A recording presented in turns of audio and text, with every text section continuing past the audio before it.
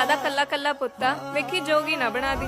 ਇਹ ਤਾਂ ਇਹਦੀ ਮਾਂ ਨੂੰ ਪਤਾ ਹੋਣਾ ਚਾਹੀਦਾ ਸੀ ਨਾ ਕਿ ਇੱਕ ਦਿਨ ਸਾਡੇ ਪਿੰਡ ਰਾਣੀ ਨੇ ਆਉਣਾ। ਮੈਂ ਕਹਾਂ ਸਮੁੰਦਰ ਨੀ ਜਿਹੜੀ ਗੱਲ ਕਰ ਲੈ ਵੱਧ ਤੋਂ ਵੱਧ ਨਾ ਹੀ ਹੋ ਜੂ। ਆਹੀ ਤੇ ਡਰ ਹੈ ਕਿ ਨਾ ਕਰ ਸਕਦੀ ਹੈ, ਤੇ ਜੇ ਨਾ ਕਵਾਂ ਘੱਟੋ ਘੱਟ ਇਹ ਤੇ ਖੁਸ਼ੀ ਰਹੂਗੀ ਕਿ ਨਾ ਨਹੀਂ ਹੋਈ। ਮੁਸਕਾਨ ਤੇਰੀ ਤਾਂ ਜਾਨ ਤੋਂ ਮੈਂ ਨਾ ਤੇਰੇ ਲਈ ਜਾਨ ਵੀ ਵਾਰ ਸਕਦਾ, ਮੈਨੂੰ ਧੋਖਾ ਤਾਂ ਨਹੀਂ ਦੇਂਗੀ। ਮੰਨਿਆ ਮੁੰਡੇ ਇਸ਼ਕ 'ਚ ਜਾਨ ਵਾਰ ਸਕਦੇ ਆ, ਪਰ ਕੁੜੀਆਂ ਜਾਨ ਵਾਰ ਕੇ ਇਸ਼ਕ ਕਰਦੀਆਂ ਨੇ ਮੇਰੇ ਮਿੱਠੜੇ। ਕਿਸੇ ਸ਼ਾਇਰ ਤੋਂ ਤੇਰੀ ਅੱਖੀਆਂ ਦਾ ਭਾਜੀ ਇਹ ਸੱਚਾ ਪਿਆਰ ਕੀ ਹੁੰਦਾ ਹੈ?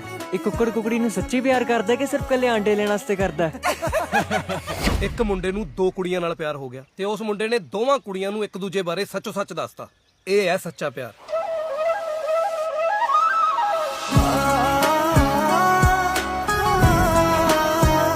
ਇਸ਼ਕ ਇਕੱਲੀ ਇੱਕ ਐਸੀ ਖੇਡ ਆ ਜਿਹਨੂੰ ਜਿਹੜਾ ਬੰਦਾ ਜਿੰਨੇ ਦਿਲ ਨਾਲ ਖੇਡਦਾ ਨਾ ਕਮਵਕਤ ਹਾਰ ਜਾਂਦਾ। ਅਸਲ 'ਚ ਨਾ ਰੱਬ ਨੇ ਉਹਦੀ ਜ਼ਿੰਦਗੀ 'ਚ ਕੋਈ ਹੋਰ ਖਿਡਾਰੀ ਲਿਖਿਆ ਹੁੰਦਾ ਤੇ ਉਹ ਨਾ ਗਲਤ ਖਿਡਾਰੀ ਨੂੰ ਪਾਸ ਦੇ ਰਿਹਾ ਹੁੰਦਾ। ਇਹੋ ਜੀ ਦਾ ਨਾ ਪੱਕਾ ਕੋਈ ਚੰਗਾ ਮਾੜਾ ਇਤਿਹਾਸ ਹੁੰਦਾ। ਇਹੋ ਜੀ ਨੂੰ ਨਾ ਕਿਸੇ ਨੇ ਆ ਲੂਡੋ ਛਾਰਿਆ ਹੁੰਦਾ। मैं बड़ा फंसा फंसा महसूस कर रहे हैं यार फंसा फंसा तो महसूस करना ही है। समझ नहीं आ रहा होना ना कि मैडम ज्यादा सोहनी है कि रानी। मैं आई कम इन मैडम? ਅੱਜ ਵੀ ਲੇਟ ਆਏ ਹੈ मैडम जी ਤੁਹਾਨੂੰ ਦੇਖ ਕੇ ਕਲਾਸ ਹੀ ਯਾਦ ਆਉਂਦੀ ਹੈ। ਹੈ ਨਾ?